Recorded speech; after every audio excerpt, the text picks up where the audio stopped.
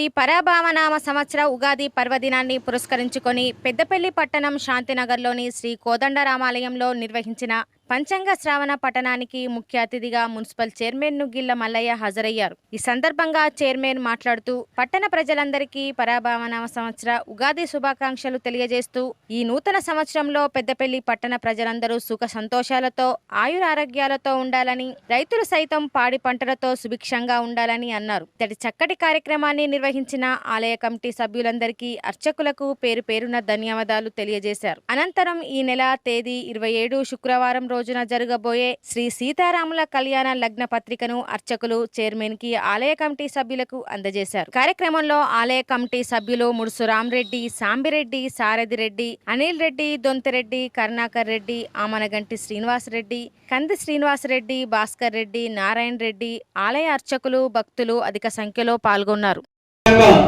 ఈ ద్వాదశ రాశుల వారికి ఏ విధంగా ఉన్నాయంటే మీ యొక్క రాశులు ఎవరైనా తెలిసిన వాళ్ళు ఉంటే తెలుసుకోవచ్చు.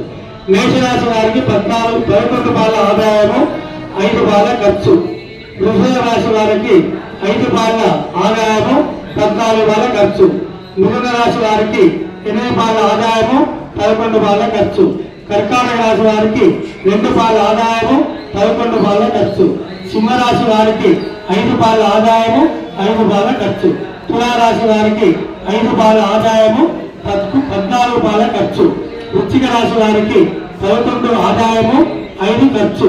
ధనుర్రాశి వారికి 14 ఆదాయము, 11 ఖర్చు.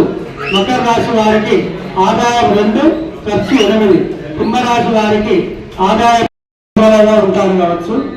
పరాభవం అంటే ఎవరైతే ఎక్కడైతే అబద్ధము ఆడుతారో, ఎక్కడైతే దొంగతనాలు ఎక్కువగా జరుగుతాయో, ఎక్కువగా ఎవరైతే చోరులు ఉంటారో, ఎవరైతే అన్యాయంగా ప్రవర్తిస్తారో వాళ్ళందరికీ పరాభవం అనేది జరుగుతుంది. పరాభవనామ సంవత్సరం అంటే అదే. అయ్యో పరాభవనామ సంవత్సరం అంటే అందరికీ పరాభవం జరుగుతుందేమో కాదు.